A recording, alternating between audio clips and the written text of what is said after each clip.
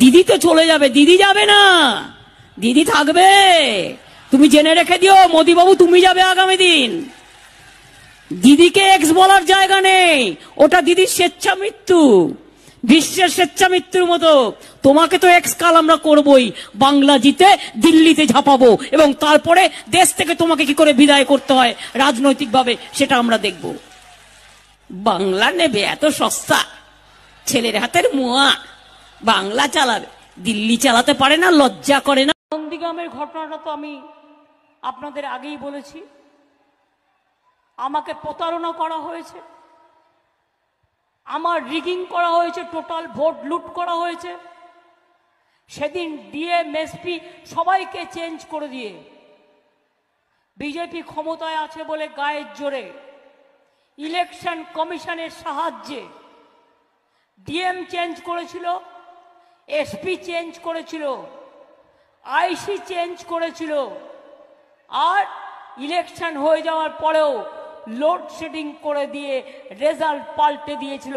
আমি আজ নাও কাল এর বদলা তো নেবই, কিভাবে নেব, কেমন করে নেব, সেটা আগামী দিন পথ দেখ। তারা হিংসে করে আমাদের টাকা বন্ধ করে দিয়ে ভাবছে, আর পরিযায়ী শ্রমিকদের টাকা বন্ধ করে দিয়ে ভাবছে, তাদের কর্ম কেড়ে নিয়ে ভাবছে এনআরসি চালু করবে, আর এনআরসি চালু করে সবার ভোটার অধিকার কেড়ে নেবে। আমরা বলছি জীবন থাকতে কারো ভোটার অধিকার আমরা কাটতে দেব না।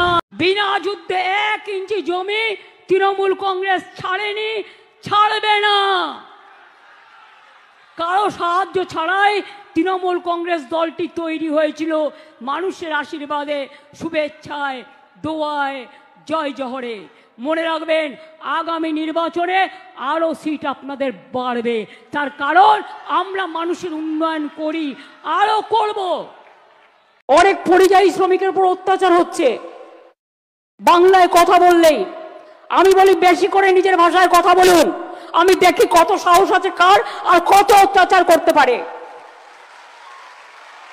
সাহস কম নয়, আসাম থেকে নোটিশ পাঠাচ্ছে আলিপুরদুয়ারের রাজবংশীকে, আসাম থেকে নোটিশ পাঠাচ্ছে কুচবিহারে, জলপাইগুড়িতে, শিলিগুড়িতে।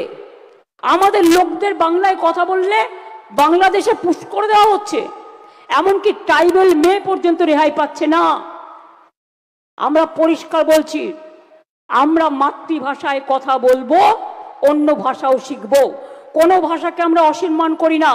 কেউ যদি রাজবংশী ভাষা বলতে চায় বলুক, আমার আপত্তি নেই। আমি তো বাংলা ভাষায়, আমার মাতৃভাষা, আমি কেন বলবো না? কি অপরাধ আছে? কেউ হিন্দি ভাষায় কথা বলে বলুক, কেউ গোর্খা ভাষায় কথা বলতে চায় বলুক,